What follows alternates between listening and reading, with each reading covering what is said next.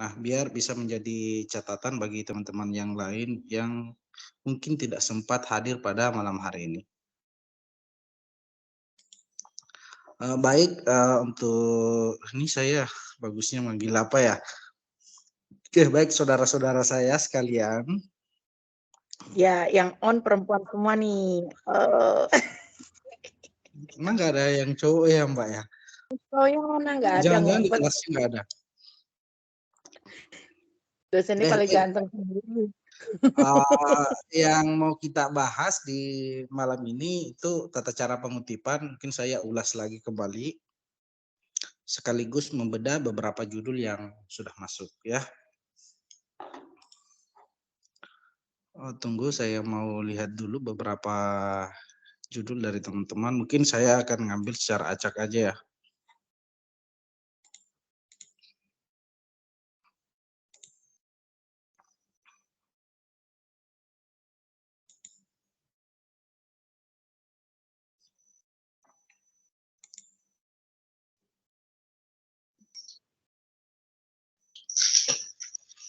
Ini atau saya yang hadir ini malam ini siapa ya? Biar saya bisa langsung ngambil tugasnya.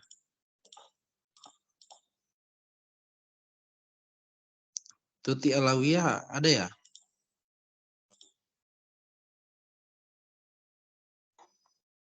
Tuti Alawiyah.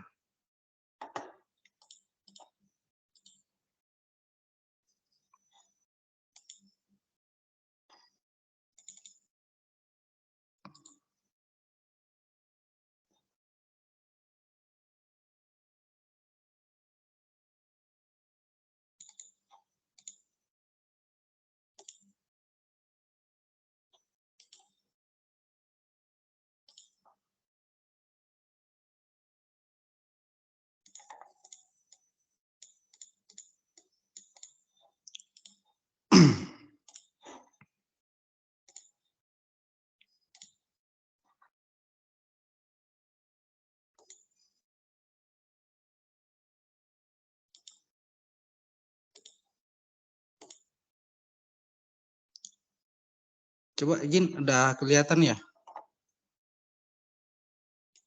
Sudah, Pak. Sudah, Pak. Oh ya. Ini Tuti Alawiyah hadir ya malam ini ya? Ada, Mohon Pak, respon barusan dari Tuti Alawiyah. Ada ya?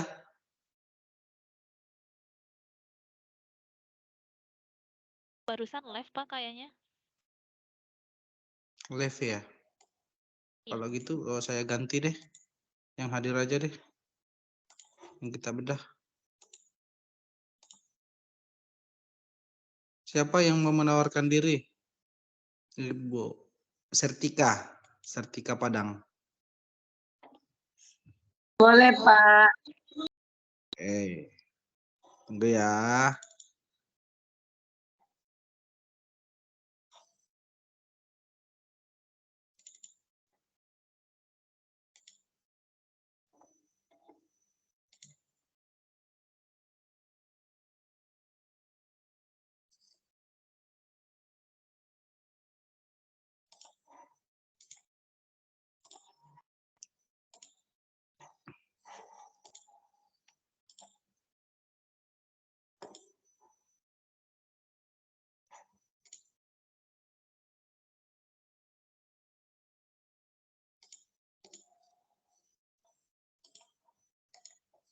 Oke. Ibu Sertika Padang ini sudah terlihat ya? Iya, Pak. Rangkuman jurnal. Oke, bagus. Nah, ini sudah ada judul artikelnya, pengaruh metode kontekstual teaching and learning terhadap hasil belajar matematika dalam penyetaraan nilai mata uang di kelas 2 di SD Kalam Kudus Sibolga. Oke, kalau ini saya lihat judul, ini sudah bagus ya, variabelnya jelas. Ini metode kontekstual learning, terus variabel terikatnya hasil belajar. Nah, untuk lokusnya atau objek yang diteliti pada pokok bahasan ini penyetaraan ya. nilai uang, lokusnya di kelas 2 SD, Paulus Sibolga. Oke, secara judul ini sudah bisa digunakan. Izin Bu Sertika Padang, ini sama ya dengan judul yang di PKP-nya? Ada saya ubah sedikit, Pak. Ini aja. Oke. Ini bagaimana meningkatkan hasil belajar matematika, rangkuman. Nah, hanya mungkin belum ada pendahuluan ya untuk latar belakang nantinya. Nah, tugas Ibu selanjutnya ini nanti akan dilengkapi dengan beberapa struktur. Ya, ada pendahuluan, abstraknya juga belum ada. Saya mau perlihatkan dulu ya. Nanti bagaimana struktur draft yang akan dibuat di kegiatan selanjutnya.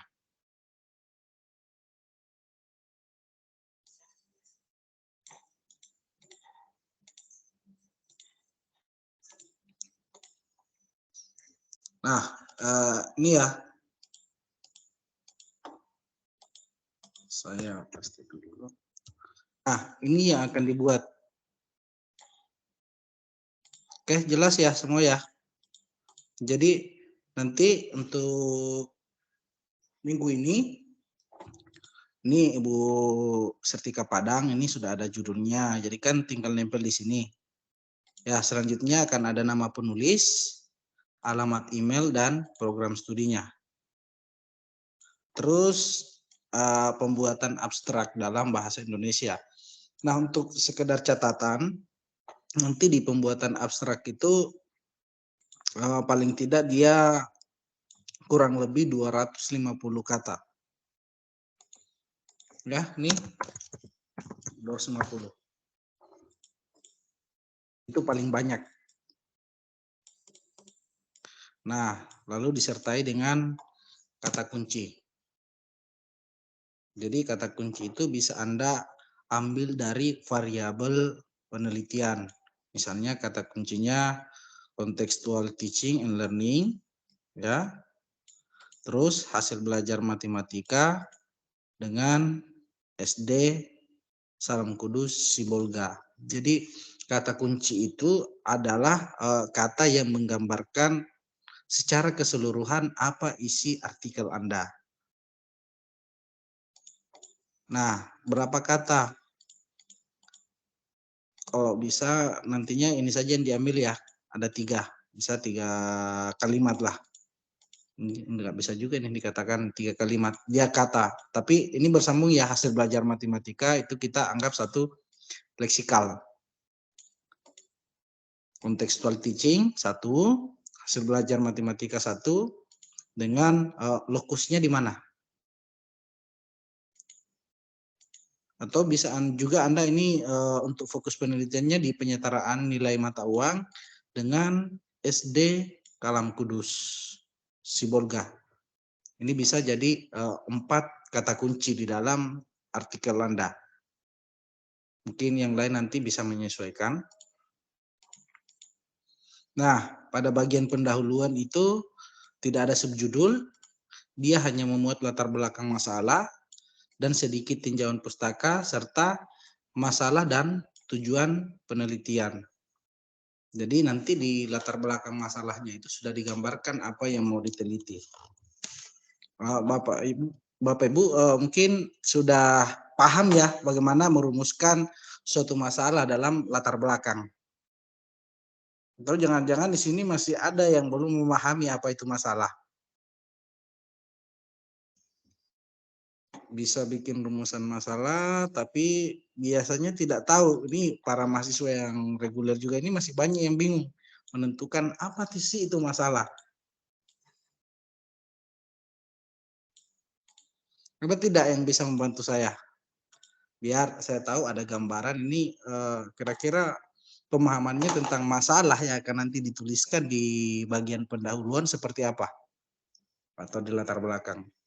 Nah, sebenarnya bisa juga ambil dari PKP kalau sudah ada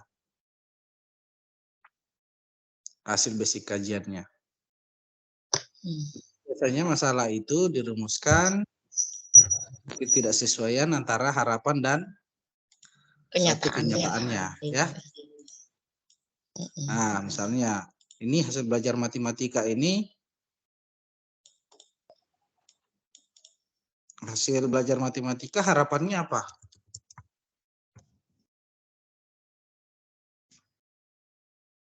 Harapannya siswa meningkat atau memenuhi KKM gitu, Pak. Oh ya, itu harapannya ya. Kenyataannya sih yang di lapangan seperti apa untuk sementara? Kenyataannya untuk saat ini belum sesuai seperti yang diharapkan gitu, Pak. Oke, belum seperti yang diharapkan. Itu bisa tidak dibuktikan dengan data-data yang terverifikasi? Kalau memang menggambarkan bahwa kenyataan dan harapan ini belum sejalan, tidak seirama. Kira-kira pembuktian apa yang bisa Ibu sampaikan di latar belakang? Karena sajiannya itu mesti basicnya adalah data. Jadi bukan hanya asumsi. Kalau saya mengatakan bahwa harapan dan kenyataannya ini belum sejalan, ada masalah yang terjadi pada kelas 2 SD swasta Kalam Kudus Sibolga. Nah, itu masih sifatnya asumsi dari saya. Untuk membenarkan itu, saya membutuhkan data yang terverifikasi. Nah, kira-kira nanti data apa yang bisa Ibu tunjukkan nantinya? Datanya yang bisa saya berikan itu, Pak, hasil nilai anak-anak yang sudah yang sudah mereka lakukan, hasil nilai yang belum memiliki KKM. Oke, berarti sudah ketemu ya. Nah, sekarang alasan pemilihan kontekstual teaching learning ini kira-kira apa? Kenapa harus memilih metode ini? Ada tidak kontekstual teaching and learning ini hubungannya secara langsung dengan hasil belajar matematika? Atau secara umum dalam proses pembelajaran di matematika? Ya kan analoginya kan begini. Kalau ada masalah berarti kan ada faktor ya. Ada faktor ya yang menyebabkan masalah itu muncul. Nah, dari beberapa faktor itu kalau kita lihat judul ini, Anda mengambil metode kontekstual teaching and learning sebagai salah satu alternatif solusi untuk menyelesaikan masalah itu. Kalau kita analogikan kira-kira kontekstual teaching ini adalah obat untuk penyakit yang sedang diderita di kelas 2 SD swasta Salam Kudus Sibolga ini. Nah, kira-kira ada tidak kajian teori yang relevan? Kenapa harus pakai kontekstual teaching and learning? Itu pertanyaannya. Nah, makanya di sini ya. Nah, memuat latar belakang masalah. Jadi latar belakang masalah ini selain disajikan secara data, nanti yang akan menulis artikel juga ini sekiranya bisa diuraikan faktor-faktor penyebabnya sehingga nanti pada masuk di bagian sedikit tinjauan pustaka itu akan merujuk pada tinjauan pustaka tentang contextual teaching and learning. Ya, ini akan dihubungkan. Kenapa memilih contextual teaching learning? Ada tidak kelebihan pada pembelajaran itu kaitannya dengan masalah yang sedang dihadapi? Baik itu dalam proses pembelajaran ataupun berkenaan dengan konteks materi yang sedang dihadapi. Misalnya secara khusus dalam pembelajaran matematika, mungkin lebih bagus tidak menggunakan contextual teaching and learning. Jadi pemilihan ini ya, contextual teaching itu dihubungkan dengan masalah yang sedang dihadapi sekarang. Artinya tidak asal comok metode pembelajaran. Mesti ada presisi atau ada hubungan antara masalah yang sedang diteliti. Nah, apakah diuraikan nanti di latar belakang memang permasalahannya berada pada metode pembelajaran sehingga nilai dari mahasiswa peserta didiknya ini tidak mencapai KKM misalnya. Kalau iya di metode yang sebelumnya digunakan apa? Nah itu semua yang akan menjadi uraian pada bagian pendahuluan. Jadi di tinjauan pustaka ini Anda sudah akan membahas bagaimana kontekstual teaching and learning itu sebagai alternatif solusi untuk menyelesaikan permasalahan yang Anda uraikan sebelumnya. Jadi ini studi kasus saja ya untuk penelitian untuk artikel Ibu Setika Padang, yang lain nanti bisa menyesuaikan. Kalau misalnya Anda sudah pikirkan sekarang, punya saya kurang sesuai deh misalnya, ya tidak punya variabel, lebih baik kita diskusikan memang malam ini sebelum Anda membuat draft lebih jauh, yang pada akhirnya nanti itu tidak sampai pada tujuan kita dari tutorial kita. Oleh karena itu lebih baik kita diskusikan memang malam ini. Nah terus selanjutnya, setelah itu ada masalah, ada tujuan penelitian, itu sudah tergambarkan juga. Nah sebenarnya kalau ini miniatur, artikel itu miniatur, pada bagian pendahuluan ini sebenarnya memang rangkuman dari bab 1 ya, pada tulisan skripsi. Itu biasanya di bab 1. Jadi sudah digabung, tetapi dia tidak dibuat di dalam bentuk poin per poin.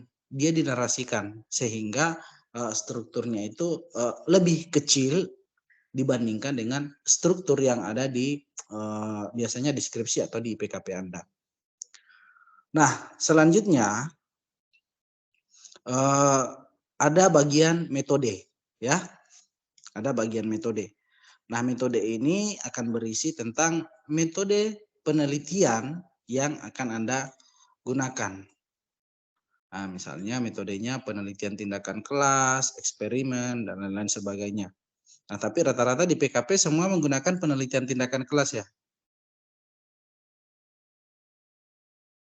Kami sepertinya iya. Sepertinya iya ya. Nah, jadi berarti di metodenya nanti semua berisi tentang metode penelitian tindakan kelas. Karena Jadi konsepnya PKP itu kan memang penelitian tindakan kelas, Pak. tindakan kelas ya? Iya, PKP itu kesulitan Ya, yang ditemukan guru di kelas gitu. Nah, baik. Jadi ya nanti sisa menyesuaikan saja nanti di metodenya. Jadi metode penelitiannya menggunakan penelitian tindakan kelas. Nanti diurai dari jenis penelitiannya, subjeknya siapa, siklusnya bagaimana, dan lain-lain sebagainya yang berkaitan dengan tentang metode pelaksanaan penelitian. Nah, terus selanjutnya ada hasil dan pembahasan. Nah, biasanya ini tertukar-tukar yang mana hasil, yang mana pembahasan. Jadi hasil itu menguraikan data, ya. Nah, kalau di artikel biasanya kan itu selalu ada deskripsi lokasi pada bagian hasil. Nah, kalau dalam artikel itu tidak usah dicantumkan, langsung saja pada hasil penelitiannya seperti apa, langsung pada berbasis masalah. Misalnya di siklus 1 hasil pembelajarannya seperti apa, kekurangannya di mana, apa yang diperbaiki, lalu bagaimana tindak lanjutnya, lalu hasil dari siklus 2 bagaimana. Nah, itu baru pada pembagian hasil ya. Selanjutnya ada poin pembahasan. Ya, walaupun nanti di judulnya hasil dan pembahasan, tetapi diupayakan masing-masing hasil itu dibahas, tidak hanya menyajikan data. Nah, hasil datanya ada, lalu itu dibahas. Tidak hanya menguraikan misalnya sekian persen yang mendapatkan nilai sekian, tetapi itu mesti tergambar kenapa bisa meningkat misalnya dari siklus 1 ke siklus 2. Apa yang menyebabkan? Apa temuan Anda dari proses yang sudah Anda lakukan dalam proses penelitian tindakan kelas itu? Jadi banyak aspek yang bisa Anda bahas. Sampai pada kemenarikan dari metode itu. Di sisi lain misalnya metode ini, metode kontekstual teaching, learning, kira-kira aspek mana saja yang memberikan kontribusi yang signifikan terhadap proses pembelajaran mereka. Apakah hanya yang meningkat adalah hasil, ataukah kemungkinan ada yang lain dari temuan Anda? Misalnya pertumbuhan karakter, kerjasama mereka di dalam kelas. Nah, itu bisa Anda kembangkan di dalam pembahasan. Nah, terakhir, ini bagiannya ada kesimpulan dan ada saran. Terus ada daftar pustaka yang dirujuk saja dengan ketentuan minimal 5 jurnal bereputasi terbitan 10 tahun terakhir dan minimal 5 buku terbitan 10 tahun terakhir. Nah, itu kan sudah ada ya. Sudah ada tugas juga untuk mencari jurnal yang kira-kira nanti akan dijadikan sebagai acuan dalam penulisan artikelnya. Kalau saya lihat milik Ibu Sartika Padang, ya, dia sudah merangkum.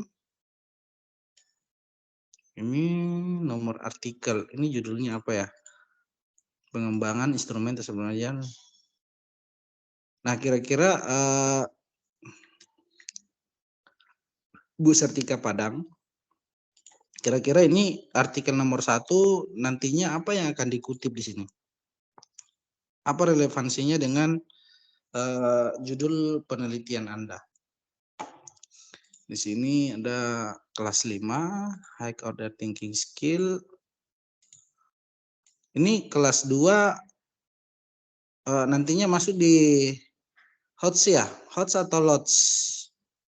Nanti untuk materinya.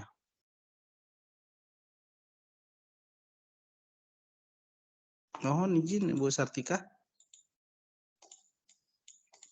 Iya, Pak. Ini nanti di konteks materinya di kelas 2 itu sudah high order ya?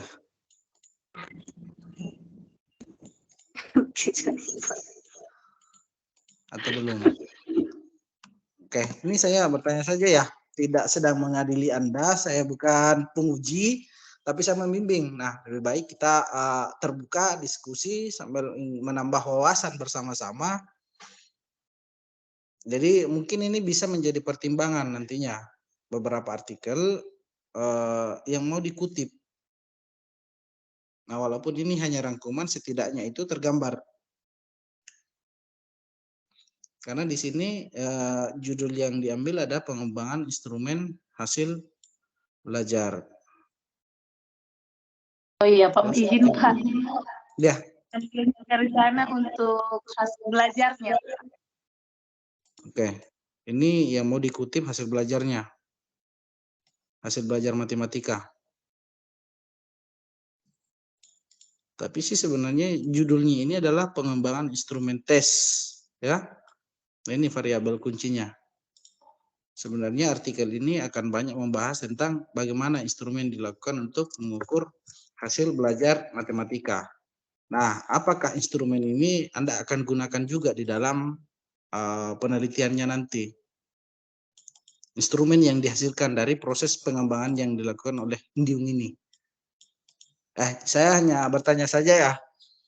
Artinya kita membuka wawasan, sekiranya nanti ini juga menjadi catatan untuk yang lain, supaya mengambil artikel yang betul-betul relevan dengan penelitiannya.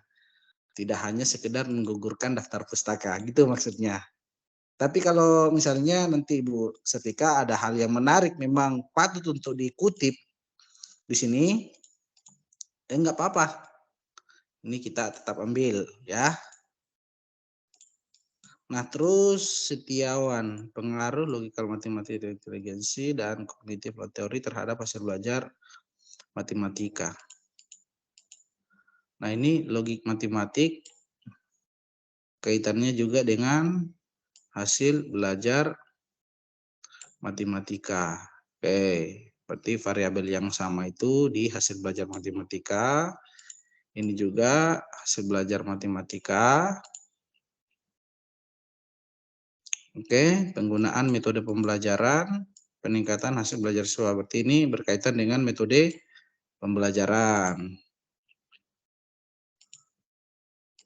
Ini pengaruh pembelajaran.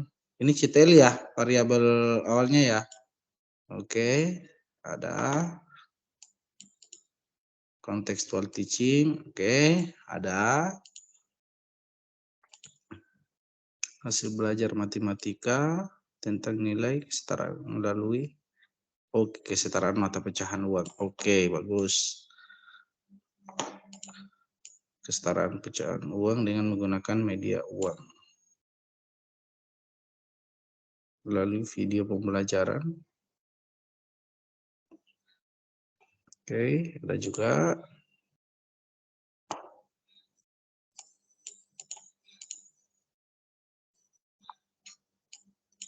Oke.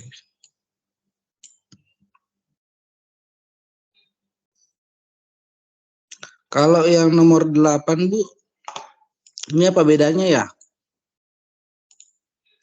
Yang ditulis oleh Purnomo Sidi.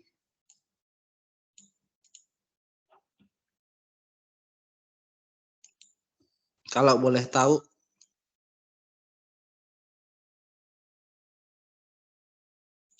Perbedaannya dengan yang mana maksudnya ya, Pak? Dari sisi bukunya. Ini di buku nomor 8, ya kan? Ini dengan yang ini. Oh, satu buku guru dengan buku siswa ya? Iya, benar. Oh iya, saya kurang cermat.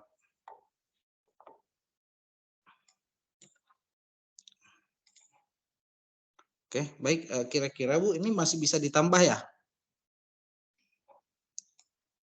Nah, ini kan minimal ya. Ini minimal. Nah, mungkin akan lebih bagus kalau ini nanti ditambah. Nah, mungkin pada bagian pembahasan juga masih akan perlu beberapa kutipan terkait dengan metode ini ya. CTL, pembahasan secara teoritis.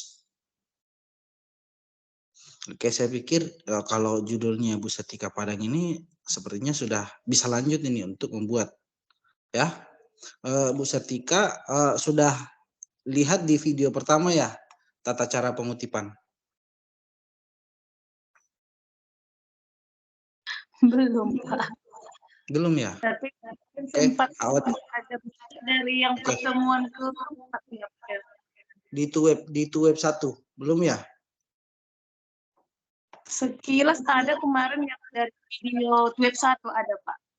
Di web 1 itu saya sudah jelaskan juga bagaimana cara mengutip ya sampai pada penulisan daftar pustaka. Oh iya Pak, untuk buku saya ikutin itu ya kan Pak, yang dari Bapak itu caranya. Kalau yang langsung ngutip dari jurnal, saya langsung ambil dari kita ambil tanda kutipnya itu Pak. Oke, baik. Saya perlihatkan lagi ya contoh yang satu ini.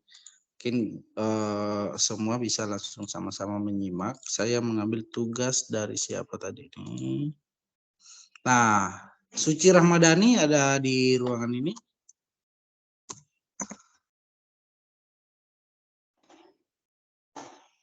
Pak Suci, nggak ada ya SR ya? Ini bukan, jangan-jangan ini SR Suci Ramadhani. Ada Suci Ramadhani ya?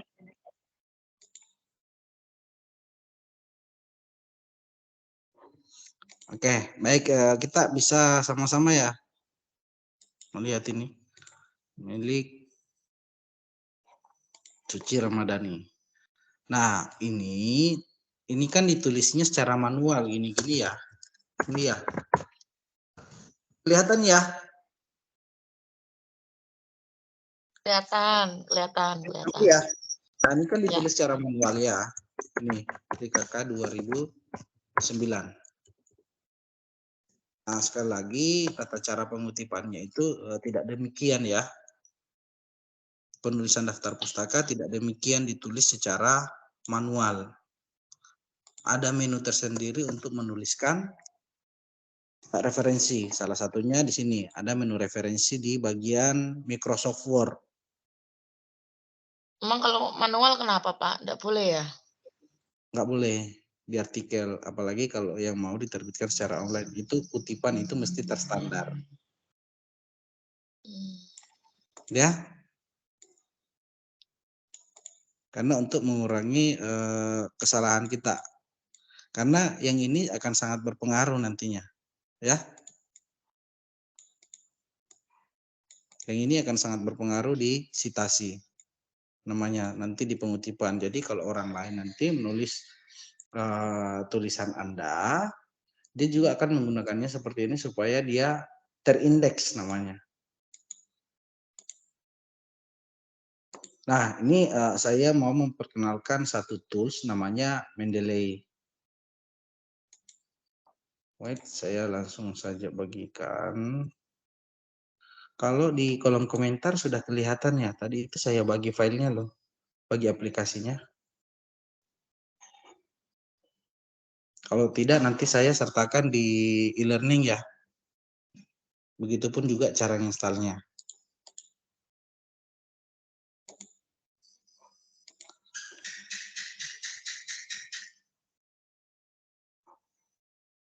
Oke, saya mau bagikan ini. Ya. Ajarin cara pakai Mendeley-nya, Pak. Nah, Maklum orang kapten. saya mau ngasih tahu dulu di mana downloadnya, ya. Ini yang kelihatan sudah Mendeley ya? Iya, Mendeley. Nah, bisa langsung kunjungi yang ini, mendeley.com. Ya. Kan bisa masuk dari Google dulu nih, ini.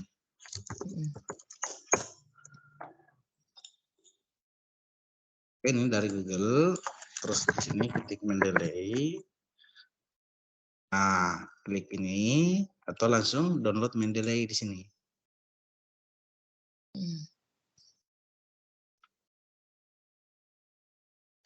Nah, ini sudah ada ini, ya. Tapi ini mohon diperhatikan ya. Mohon diperhatikan operasi sistem yang digunakan. Biasanya kalau yang ini yang tampil di depannya ini adalah Linux. Ya, itu salah satu operasi sistem komputer. Ada juga Mac OS, dan ada Windows. Mungkin yang semuanya masih menggunakan Windows ya. Di sini Iya, pakai Windows. ya. Jadi berarti kita pilihnya yang ini. Ya. Download now for Windows. Jadi sisa diklik saja ini. Nanti akan terdownload. Nah, hasilnya itu seperti ini. Mendeley Desktop ini klik saja 2 kali lalu diinstal. Nah, kalau misalnya agak bingung bisa langsung cari referensi di YouTube. Di YouTube itu sudah banyak loh yang share bagaimana cara install Mendeley di laptop. Ya, nanti setelah install, di referensi ini akan otomatis ya. Ada seperti ini tampilannya. Mungkin Microsoft Word-nya yang belum install, kalau buka menu referensi pasti nggak ada menu ini. Iya, belum ada. Nah, isinya Mendeley seperti apa? Ini.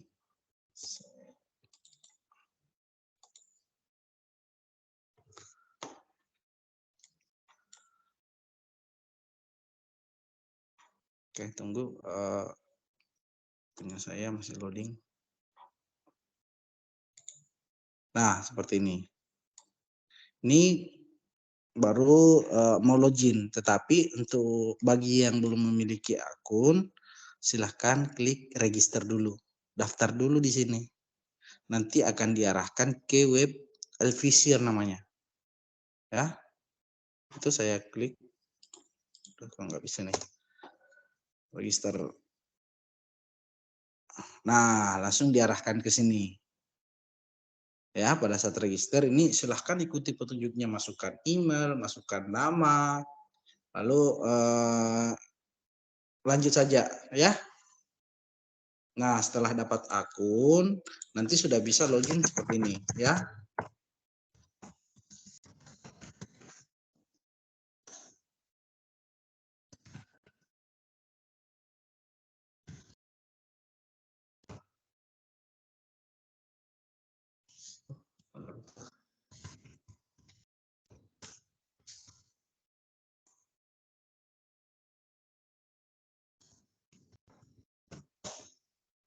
Nah, seperti ini. Kalau nggak bisa ya.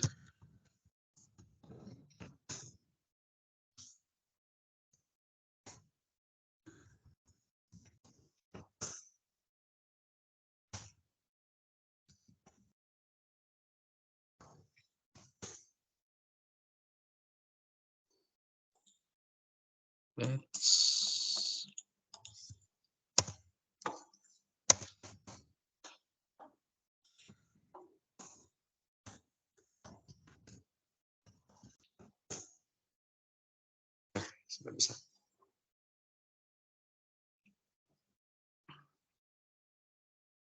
Nah, ini saya sudah bisa login di sini. Ya, tampilannya seperti ini. Nah, fungsinya aplikasi ini apa? Nah, ini adalah tempat kita mengumpulkan referensi. Nah, misalnya nih, kita download file PDF. Ya, kita download file PDF, satukan dalam folder, lalu bisa nambah di sini di add. Di sini bisa kita tambahkan filenya. Nanti akan masuk seperti ini. Jadi, mahasiswa sekalian bisa langsung baca dari sini artikelnya, lalu akan memperhatikan metadata. Yang mana metadata ini yang ada di sebelah kanan, ya. Contohnya ini adalah judul, jurnal artikel, ada abstrak, volume, dan lain-lain sebagainya sampai ke bawah, ya. Ini kalau misalnya di sini metadata tidak lengkap, Anda bisa mengisi berdasarkan artikelnya. Biasanya kan di artikel itu sudah punya volume berapa, isunya berapa, halaman berapa. Nah, saya contohkan di jurnal ini saja ya.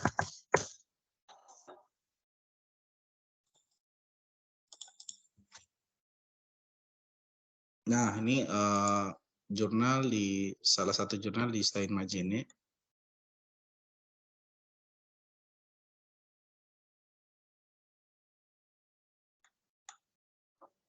Nah, misalnya seperti ini.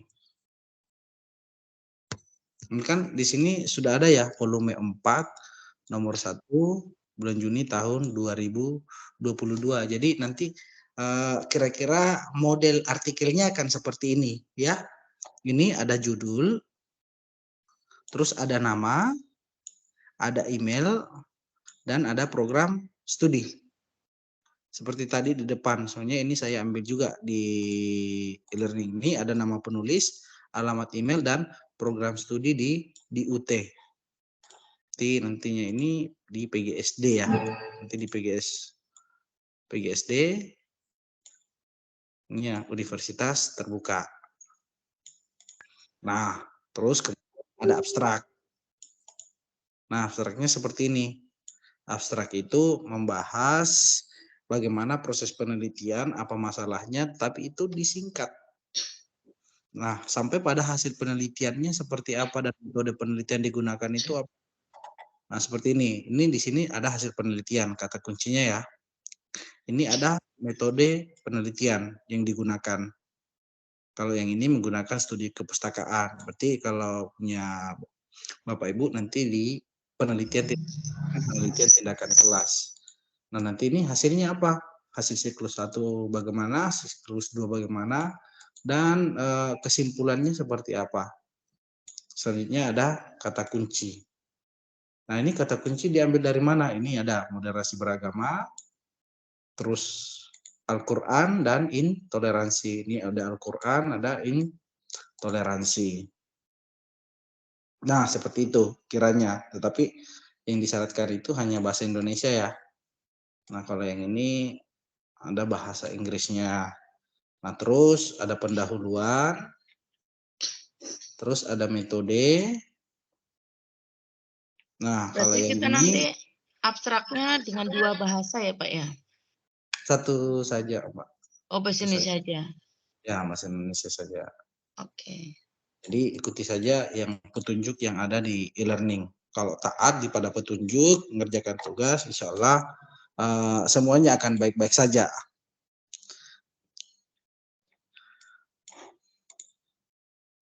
Oke, baik. Selanjutnya saya akan menunjukkan bagaimana tata cara mengutip ya. Karena nanti ini akan banyak bergelut dengan referensi. Jadi sebaiknya sih bagaimana? Apakah saya harus mengutip secara langsung atau mengutip tidak langsung? Nah, kita lihat kembali lagi di tugas ini. Ini tugasnya Suci Rahmadani, ya. Nah, ini dia menulis 1 kutipan langsung. Oke. Di kelas dievaluasi oleh guru, ini masih banyak kesalahan. Pengerti Pak. Dievaluasi guru disampaikan di kelas.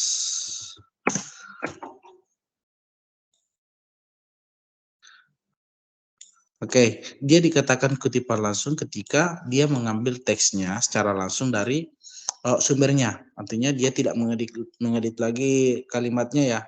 Nah, sebaiknya saya menyarankan menggunakan kutipan tidak langsung. Hanya saja kekeliruannya di sini dia tidak mencantumkan sumber, walaupun menurut Restisia ya harusnya di sini tetap ada kutipan. Ya? Di sini tetap ada kutipan. Seperti ini. Sebenarnya yang membedakannya itu ya, yang membedakannya itu dia bisa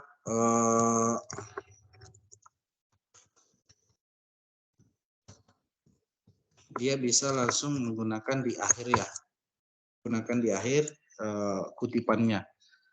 Menurut Restisia ini di kutipan ini karena dia tidak mencantumkan sumber, itu kekeliruannya.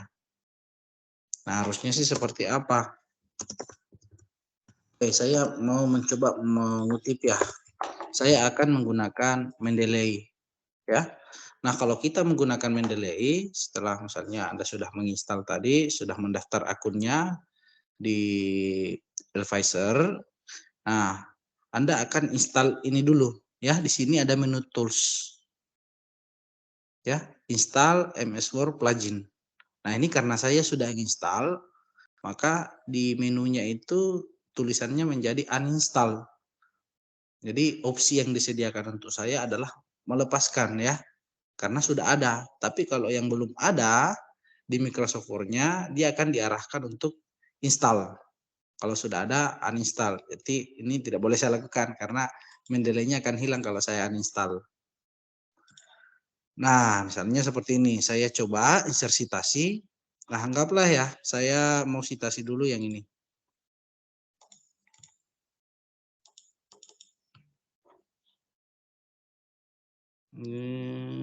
Saya mau cari dulu. Nah, ini pemanfaatan fasilitas Google. Nah, ini kan bisa langsung dibaca di sini. Ya. Anggaplah saya mau mengutip yang ini, ya. Satu ini. Kalau ini kan namanya saya copy, saya pindahkan ke mana tadi ini? Tugasnya Suci Rahmadani, ya. Berarti ini saya copy secara langsung. Ya. Ini saya mengutipnya secara langsung. Oke, saya mau ngambilnya sampai tanda titik saja, ya. Tapi ini saya belum sertakan sumbernya dari mana. Misalnya menurut siapa? Menurut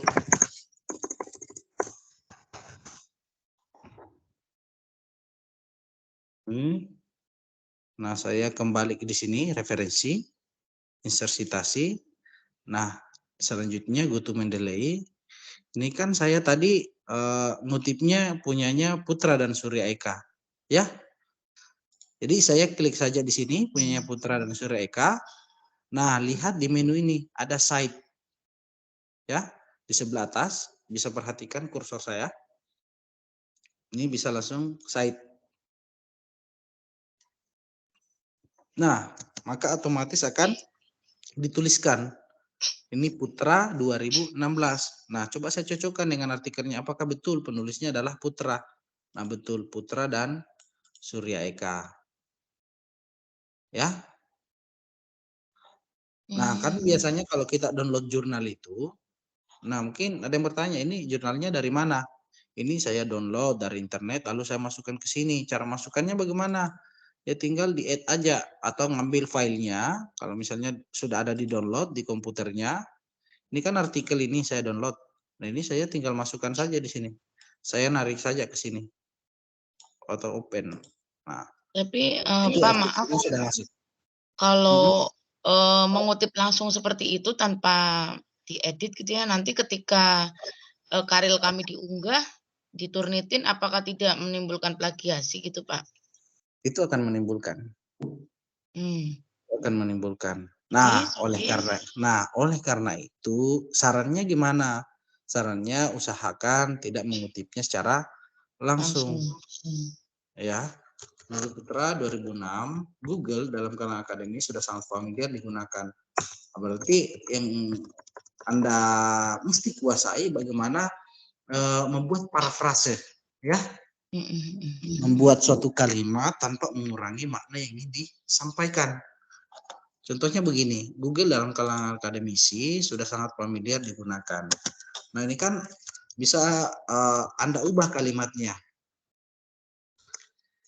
Jadi begini, Google sudah sangat dikenal dalam dunia akademisi.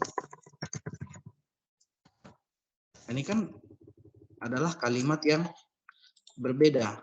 Nah, kalau gaya Turnitin itu sudah tidak akan membaca. Yang Google ini, ya, ini dua kalimat ini itu sudah tidak dianggap sebagai bentuk plagiat. Kecuali yang kalau sama persis sama itu akan pasti terbaca bahwa itu adalah artikel plagiat.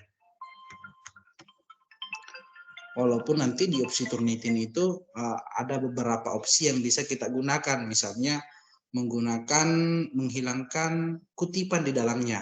Cite, ya, namanya cite. Nah, di situ ada opsi untuk menghilangkan cite. Tapi kalau Anda menggunakan gaya seperti ini, dan orang yang menggunakan Turnitinnya nanti menghilangkan opsi menghiraukan kutipan, maka itu tidak akan terbaca. Itu bisa, tapi lebih baik jangan, karena jangan sampai yang melakukan pengetesan nantinya itu lupa untuk mengabaikan kutipan yang ada di dalamnya. Jadi gitu. Jadi untuk lebih amannya kita diparafrasekan saja ya. Ya, ini diparafrasekan untuk lebih amannya. Kalau terus selanjutnya kalau saya kan bagaimana? dari buku ya Pak ya, malah tidak mengambil dari jurnal karena disarankan dosen PKP-nya kan kalau ada yang ada di modul UT atau di buku-buku lain ya mendingan di buku daripada di jurnal gitu untuk mengurangi tingkat plagiasi. Itu bagaimana Pak? Benar tidak? Lebih baik dari sebenarnya sih kutipan buku gitu. Kalau alasan itu sih sebenarnya bukan alasan yang ilmiah ya, karena hanya takut plagiasi makanya mengambil dari buku saja. Itu sebenarnya itu tidak boleh kita perhitungkan yang seperti itu karena itu bukan pandangan yang ideal. Kenapa sih kita dianjurkan jurnal? Karena jurnal itu adalah hasil-hasil penelitian yang terbaru. Nah, makanya saya sarankan lebih baik Anda menggunakan jurnal saja.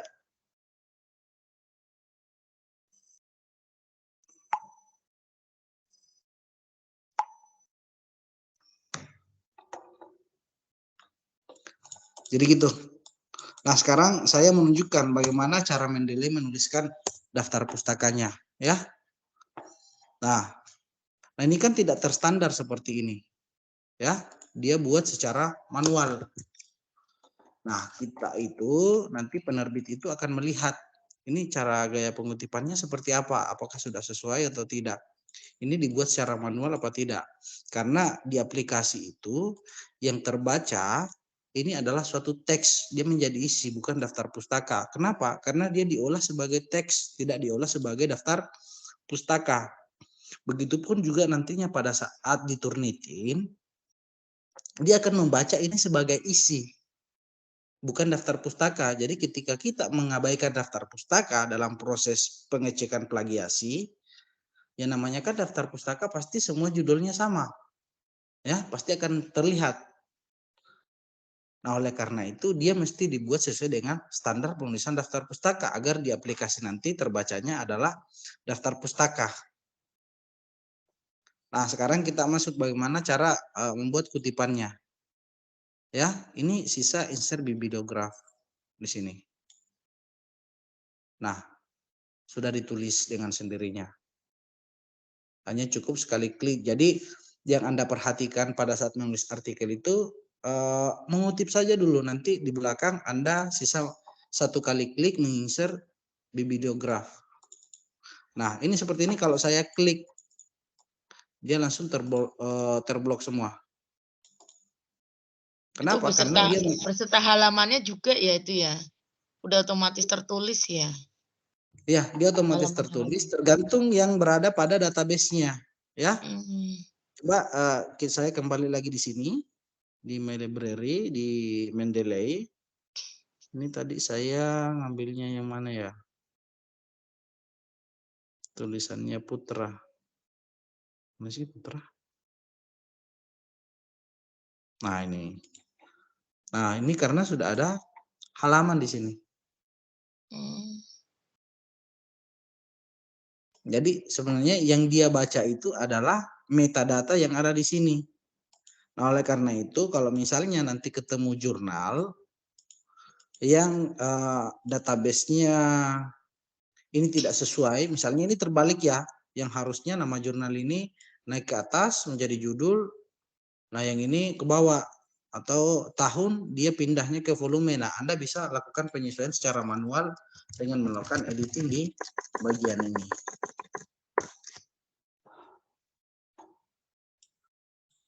Nah, seperti itu sebenarnya sederhananya dalam penulisan karya ilmiah. Nah, ini kan referensi itu tidak terbatas, Anda bisa mengumpulkan sebanyak-banyaknya. Ini kalau 10 itu saya sih anggap itu masih sangat sedikit referensinya. 10. Nah, karena itu adalah batas minimal yang sudah ditentukan. Nah, apa boleh buat ya 10. Kalau saya sih pribadi bagusnya itu idealnya itu paling tidak 20.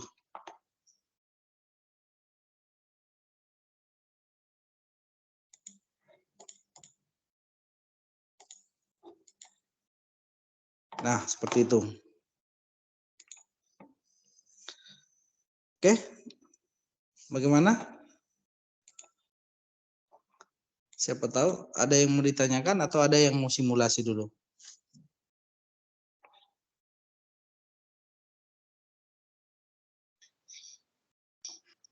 Bagaimana masih pusing. Pusing ya? Izin bertanya Pak, boleh? Ya? Iya, izin bertanya Pak, boleh? Oke, silakan. Barusan kan saya coba download untuk aplikasi Mendeley tersebut ya Pak. Nah, Setelah saya coba untuk ke opsi yang tools, terus kemudian install ke untuk Microsoft Word ya. Saya sedikit mengalami kesulitan di loginnya Pak.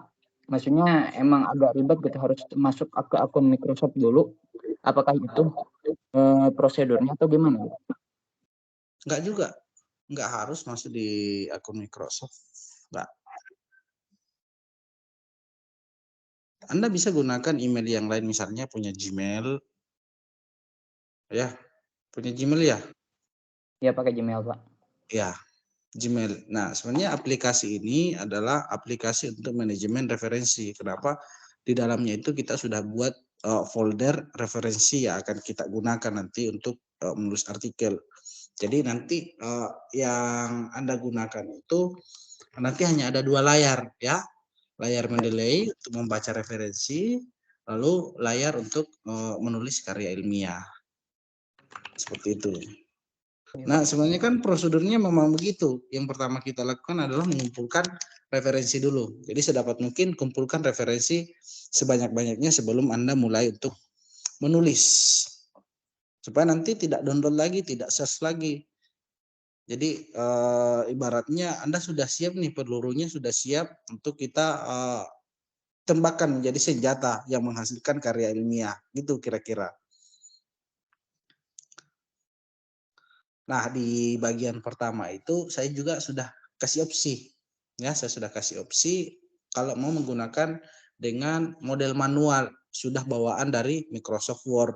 Karena di Microsoft Word itu juga sudah ada bawaan untuk mengatur referensi. Silakan Anda buka kembali di web 1 kalau mau menggunakan model manual. Tapi seperti ini ya, tugas yang tadi ini saya tidak menyarankan ya seperti ini yang digunakan. Nah, yang seperti ini secara manual. Kenapa? Ini kan biasanya terbalik-balik. AS, AR, nah itu kan kalau Anda menggunakan Mendeley atau menggunakan menu referensi di sini, dia akan mengatur dirinya sendiri, akan menyusunnya sesuai dengan alfabetis. Berdasarkan abjad, yang A akan digunakan pada baris pertama. Nah, begitu selanjutnya. Nah, pengaturannya pun juga sudah dibuat seperti ini. Ya. Nah, ini kan tidak termargin. Ini berarti diatur manual lagi. Nah, sedangkan yang di atas ini tidak saya ganggu. Nah, kira-kira seperti itu. Kenapa mesti menggunakan yang ini? Nanti akan ada pengaruhnya terhadap efek sitasi nantinya secara online. Kalau tidak menggunakan ini, itu tidak akan terbaca di artikel orang yang Anda kutip. Ya, dia tidak akan membaca ketika Anda publikasi. Saya mau perlihatkan lagi ya, seperti ini.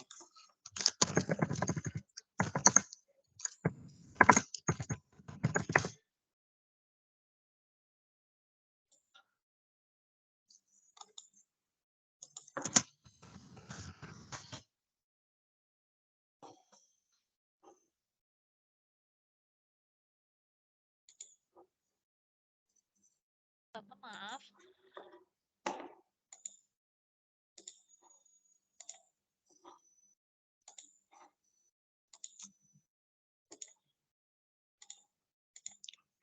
Nah, ini bisa tampil ya. Nah, misalnya ini artikel yang sudah saya publikasi.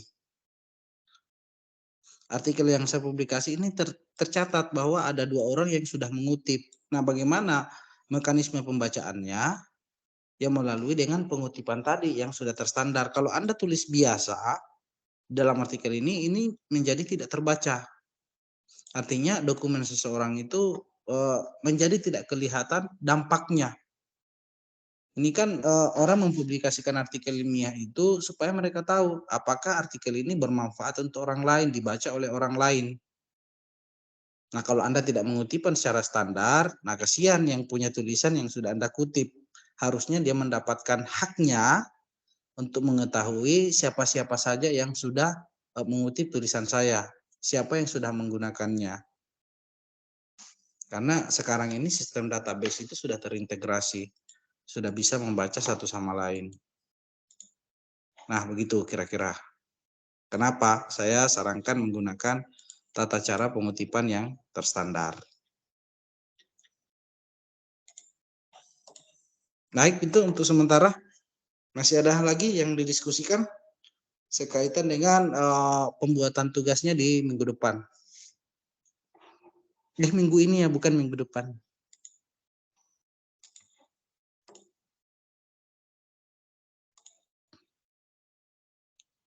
Ini apa tugasnya, Pak? Nah, ini tugasnya. Ini tugasnya. Jadi sudah ada judul, nama penulis, alamat email, program studi, abstrak dalam bahasa Indonesia, maksimal 250 kata. Ada pendahuluan yang memuat latar belakang masalah, sedikit tinjauan pustaka, serta masalah dan tujuan penelitian. Terus ada metode, hasil dan pembahasan, kesimpulan, dan sarannya. PKP-nya sudah jadi ya? PKP-nya sudah sampai mana? Baru mau siklus 2, Pak. Oh, udah mau siklus 2 ya? Ngapain lagi? Baru Ini RPP, kan RPP siklus. Kan harus nunggu selesai. Berarti kan sudah bisa sampai di sini. Oh, sudah sampai hasil, sudah punya siklus. Iya kan? Iya. Tapi siklus 2-nya baru akan. Maka kalau bisa sih diupayakan secepatnya selesai. Nah, kalau misalnya belum ada hasil, dikosongkan saja dulu. Kalau bisa sih ada data ya. Ada data yang bisa disampaikan, yang dipaparkan, karena itu kan masih draft. Draft artinya masih memungkinkan untuk kita revisi. Nah, langkah baiknya kalau itu sudah ada yang ditunjukkan hasilnya seperti apa.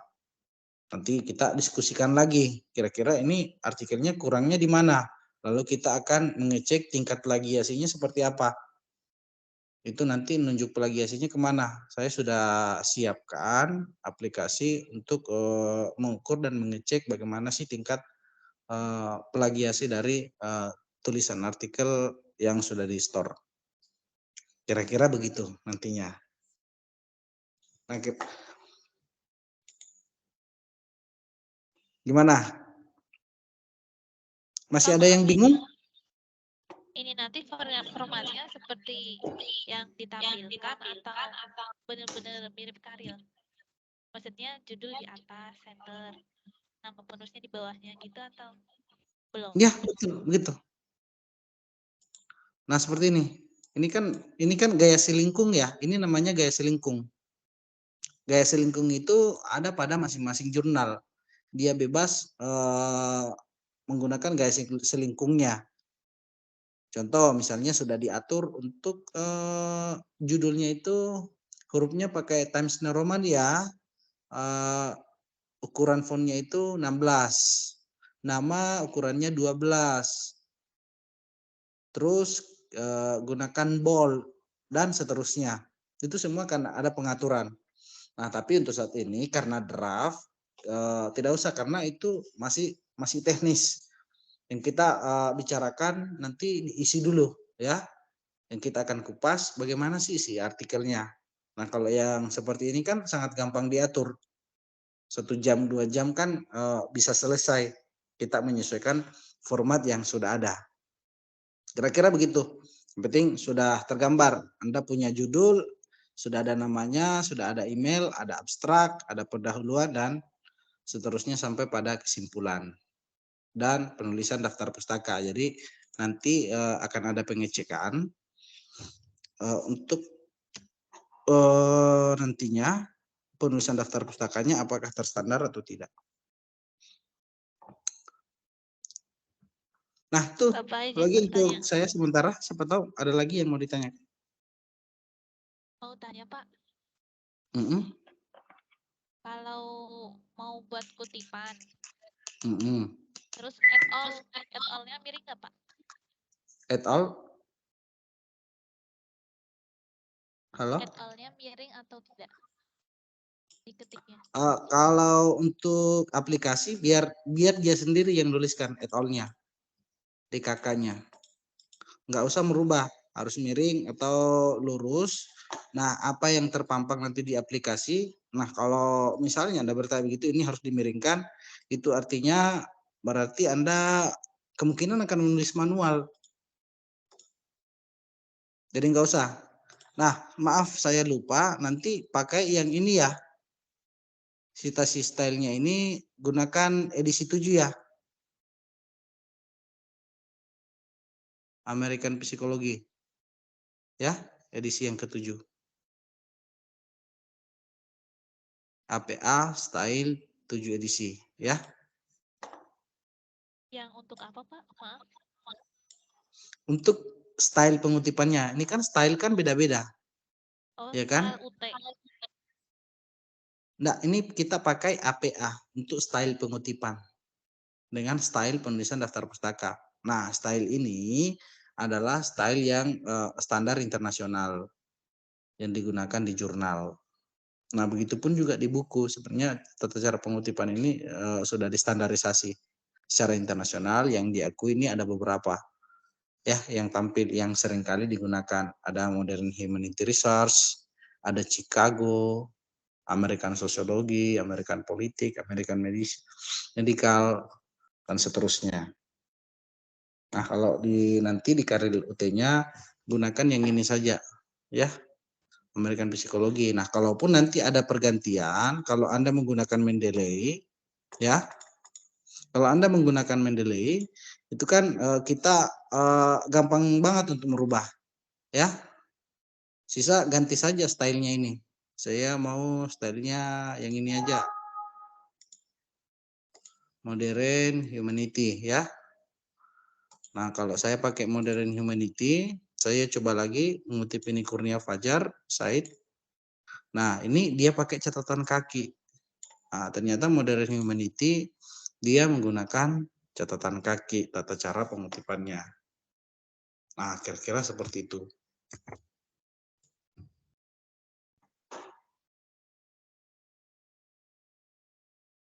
Oke, sampai penjelasan saya?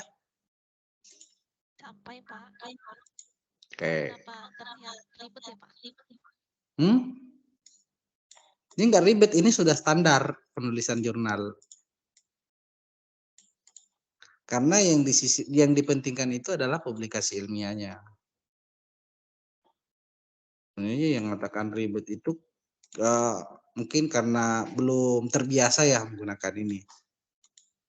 Nah, kalau yang sudah terbiasa menggunakan ini justru memudahkan mereka dalam penulisan. Kenapa? Referensinya terbatas, dia tidak perlu lagi menuliskannya secara manual, mengurangi risiko kesalahan dalam penulisan daftar pustaka. Kenapa demikian? Jadi ini kan kalau artikel ilmiah yang akan dipublikasi, penerbit itu seringkali akan menolak kita ketika tulisan kita itu tidak terstandar. Karena sekarang ini dunia publikasi ini ya bagi dosen sendiri saja ini adalah hal yang wajib. Bahkan sekarang ada beberapa dosen itu yang tidak boleh menerima tunjangan sertifikasinya kalau tidak ada publikasi ilmiah selama 3 tahun terakhir. Itu tunjangan sertifikasinya tidak bisa dicairkan. Nah itu kira-kira gambarannya kebijakan ke depan. Itu sudah berlaku di Kemdikbud, akan diberlakukan di tahun 2023, tapi kebijakan itu hanya berlaku untuk dosen. Jadi 3 tahun terakhir harus mempublikasikan karya ilmiah, 3 di jurnal terakreditasi yang peringkat 2. Nah, untuk menembus artikel sampai di peringkat 2 itu aturannya sangat ketat.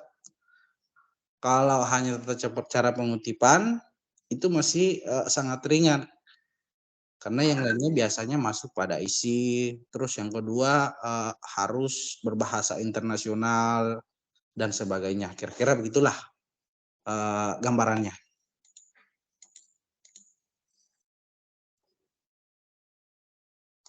Oke. Baik, ada lagi yang mau didiskusikan? Untuk minggu ini sudah siap ya? Ada yang nampak ya? Hanya mungkin saya belum cek ini nanti terlihat kalau sudah membuat kutipan. Ini rangkumannya sudah ada semua. Oke, baik dari buku dan sebagainya ini sudah ada nih yang punya pendahuluan juga punya metode. Oke, saya bahas sedikit ya di sini ya karena ada yang sudah punya metode di sini. Ini tugasnya siapa? Tuti Alawiyah masih ada ya?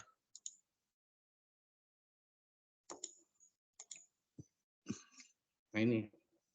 Loh, kok dia buat duluan? Harusnya kan ini tugas 3 sampai pada kesimpulan. Metode dan ada daftar pustaka. Nah, ini kan penulisan daftar pustakanya tidak terstandar. Yang dia kirimkan itu adalah linknya.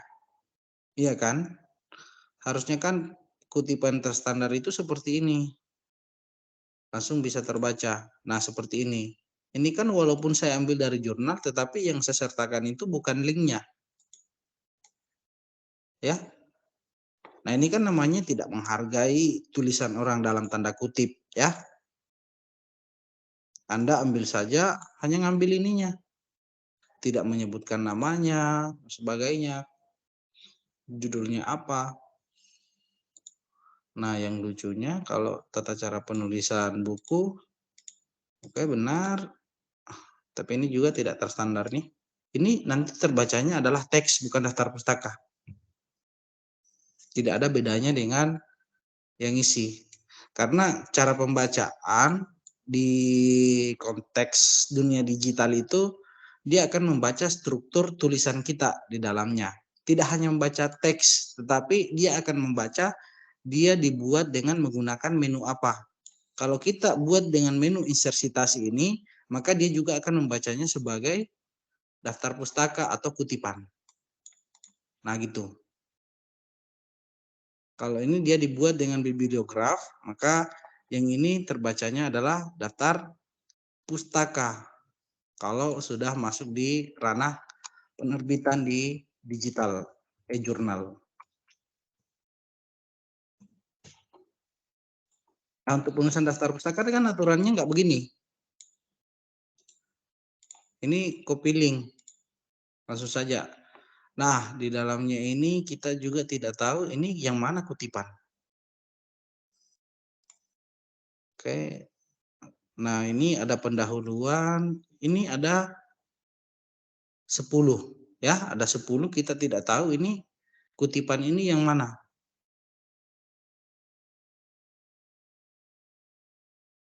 Nah, kayak gini di pendahuluan. Pendahuluan ini tidak di sini tidak ada kutipan. Kalau dia kan punya kutipan, isinya kan seperti ini. Nah, seperti ini. Ini ketika di blok dia akan menandai dirinya sendiri nih. Dari sini sampai sini adalah kutipan.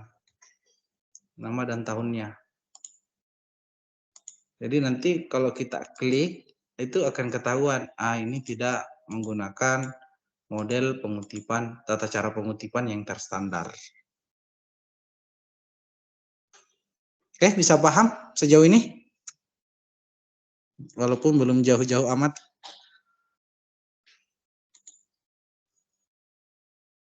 Gimana? Sudah cukup jelas ya semua ya? Kok bengong semua ini? Oke, jelas. Oke, jelas ya. Doanya ya, Pak. Jadi,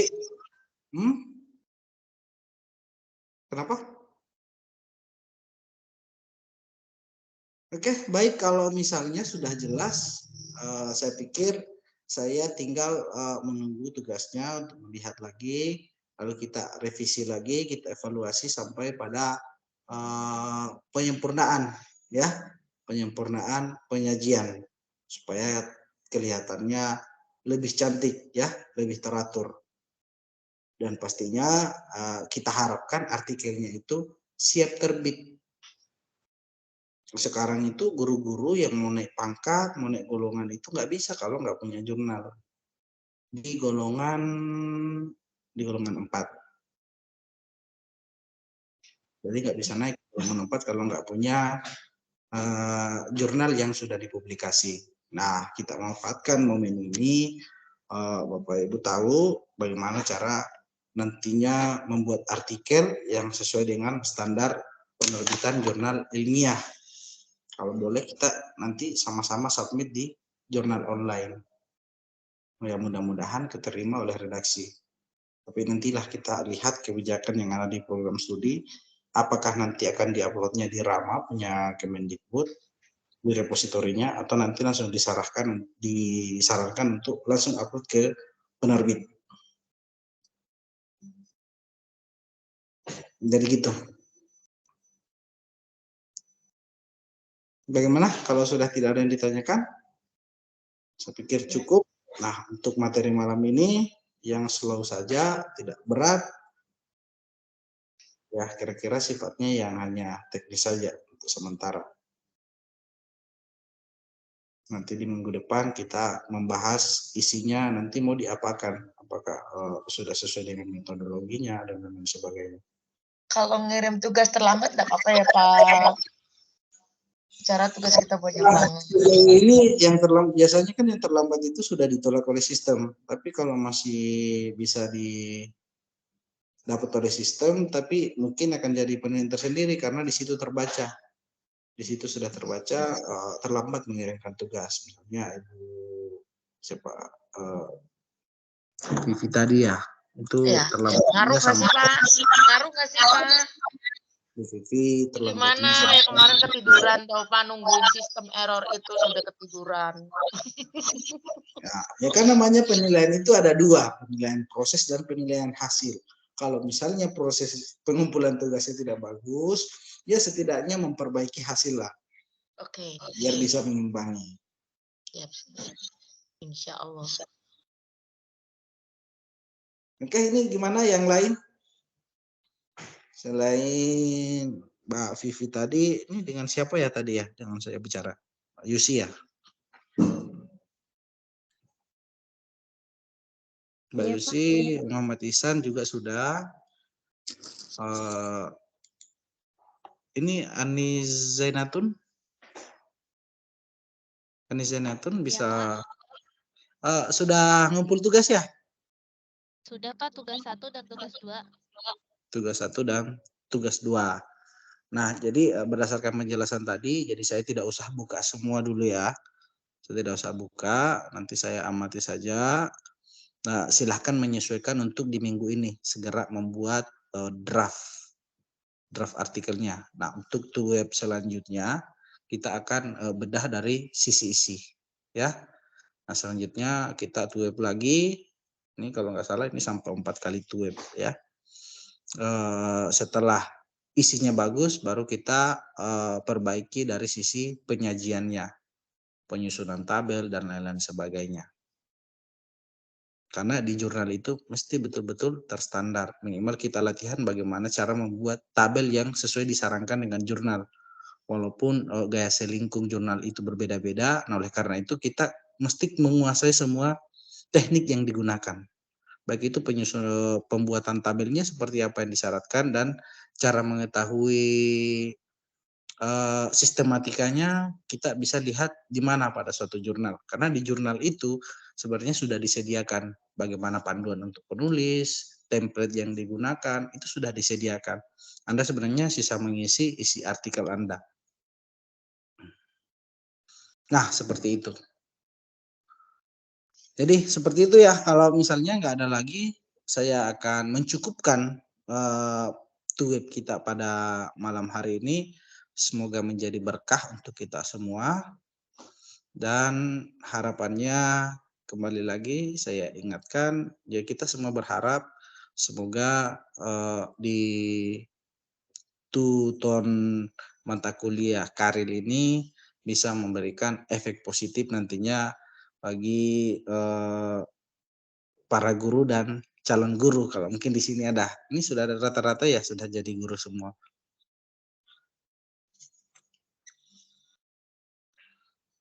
Nah, kira-kira gitulah untuk calon guru dan ibu guru. Nah, karena ini untuk peningkatan karir Anda sekalian nantinya.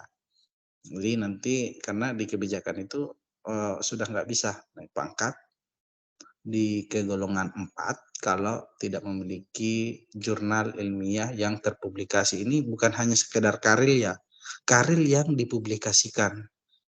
Nah, untuk masuk ke penerbit itu tidak mudah.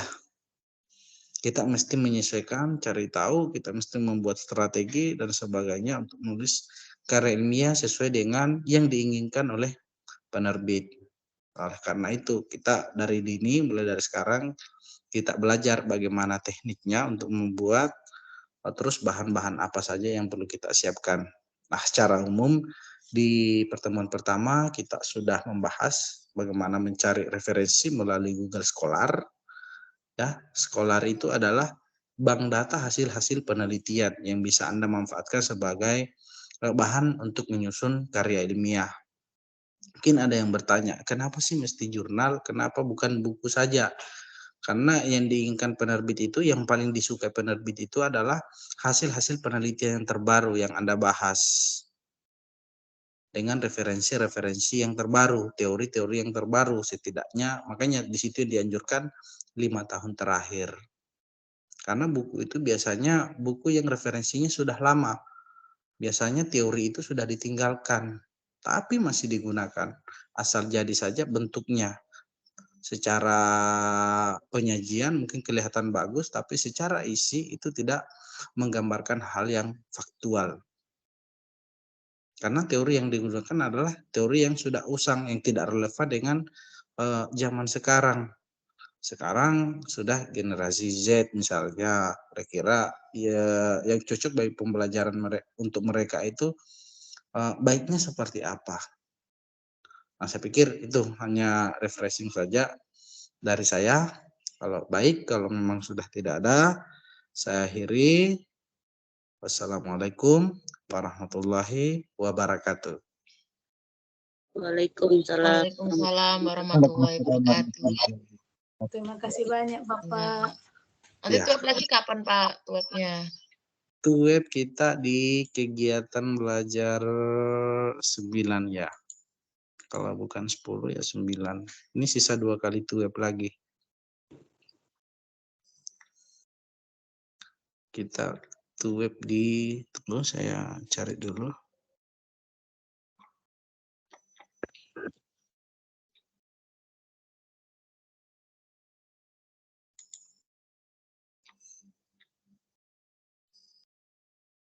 Oh, tuweb 3 ada di tanggal 14 November.